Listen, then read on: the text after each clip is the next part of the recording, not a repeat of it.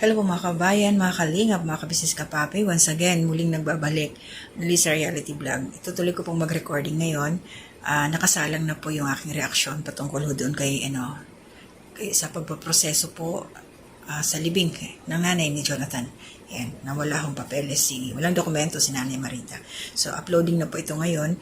At habang inaantay ko siya, magre-record na ako para naman dito, i-congratulate natin si Burnok. Dahil meron pong dumating na blessing sa kanya. Pero bago ang lahat, to my new subscribers, welcome po sa aking meeting Kobo. Mga silent viewers, commenters, nagla-like, nagsishare po. Thank you sa suporta ninyo at maraming salamat po sa hindi ninyo pag-skip ng ads. Kabilaan po ng aking screen, pakita po natin. Kuya Bal Santos Matubang, Ate Edna Vlogs, Kalinga Prab, Jack PM Matubang. And the other side, Kabisnes Official, Papa Dins TV, Mrs. KB Official, Kabisnes Family Channel po nila.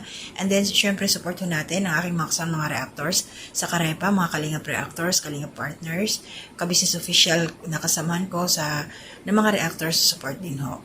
So, syempre, yung mga kagwangs din ho natin. At ito, congratulations po kay Burnok dahil meron na ako dumating na biyaya sa kanya through sa Kabisnes Official channel po. Through kila Mrs. Kabisnes and Mr. Kabisnes. So, ito muna, panoorin ho natin kung sino at saan ang galing yung ginamit para mabilan si Burnok ng motor. Ito po yan. Alright na, sige na. Sige na mga ka-business, balikan namin kayo. Congratulations once again kay Kagwang Burnok. At syempre, pasalamatan din natin Papa Dins TV. Go ahead, Papa Dins. Ayun na, maraming salamat po kay Miss D. Miss D from Shuttle. Yes po. Maraming salamat. Seattle, Washington, D.C. Opo. Yes. At kaninang madaling araw lang po yan. Opo. Hindi talaga ako nakatulog, no? Oo, no. Hindi na rin kami nakatulog ni Papa Dins, no? Oo, kasi nag-message po sa akin kanina madaling araw. Yes. At hanggang alas 6 ng umaga, mga ka-business, ay magkausap kami. Oo. At nag-recommend daw rin, sabi niya sa akin, Papa Dins, ano bang magandang motor para kay Burnok? Nag-recommend po ako nung click na 125 at saka naalala ko, may bagong labas pala yung Honda, yung 160, sinend ko rin kay ma'am. Ito yun. Ito po. Pag-send ko kay ma'am, sabi niya, Papa Dins, mas gusto ko yung 160 rin para sa kanya. Happy Burnok. Sabi. Tapos, ayun, sabi ni ma'am, sige Papa Dins, send ako ng details mo, ganyan-ganyan. Sinend ko na po yung details at mga 10 minutes, nandun na. Grabe ma'am, maraming salamat. Yan. Thank you so much, ma'am. Galing po kami ngayon ng video. Doon namin Wala siyang alam-alam. yung inyo pong pinadala kay Papa Dins. Kaya ngayon po katatapos na po namin sa video. Ma'am, thank you very much. Thank you so po. much, ma'am. Miss D, thank you po. At taos ang puso kami nagpapasalamat dahil mahal nyo rin si Burnok. Thank you very much po. Sa Diyos po ang lahat ng purihan. At Diyos na po ang bahalang magbalik sa inyo ng 6 degree at maamaw pa. Tado! Alright. Pakpakan.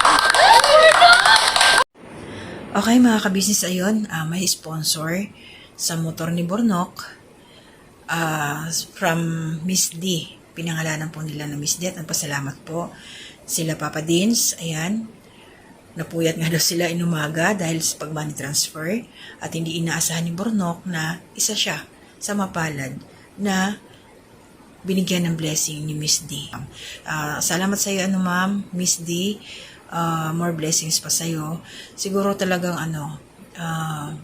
kasi yung mga katulad niya, nakitaan niya talaga si Burnok ng kasipagan.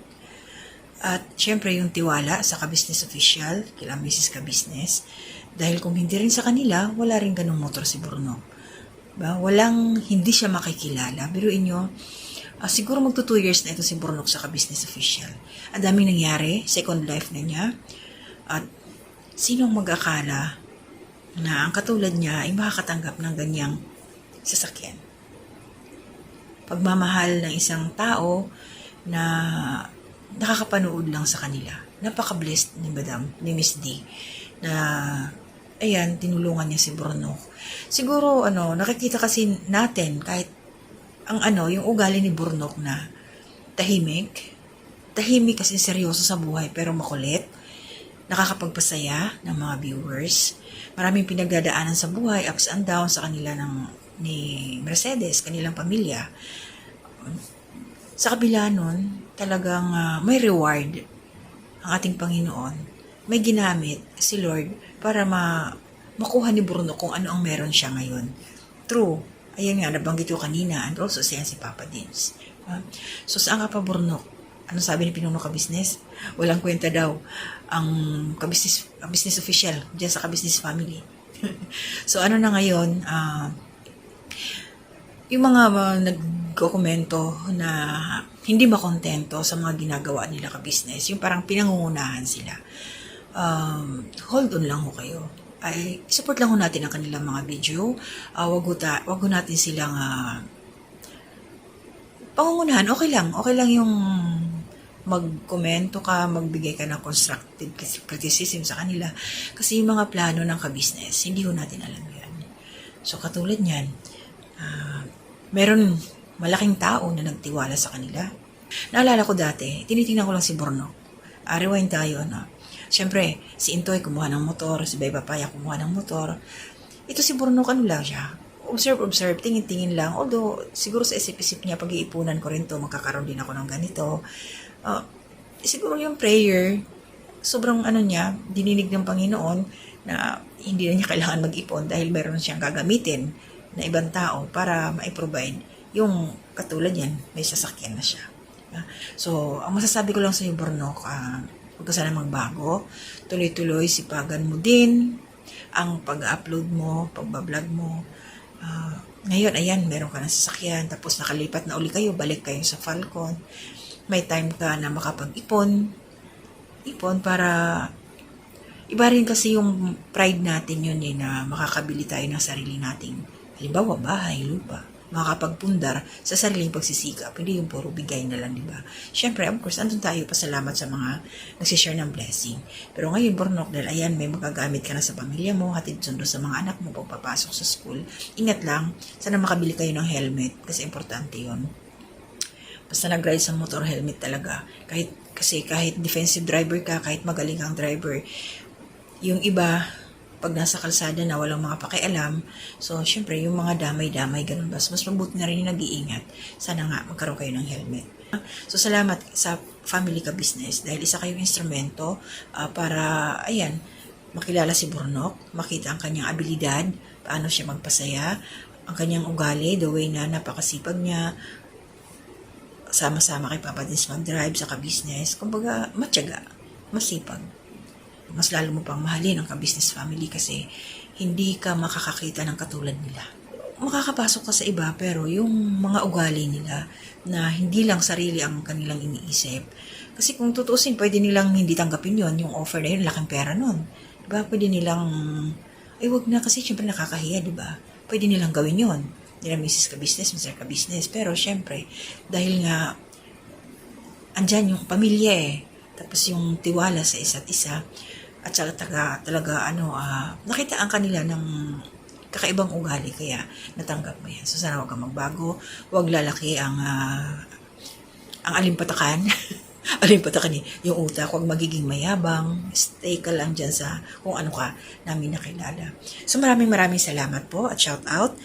Mayroon pa akong upload kagabi, yun yung kay Jonathan.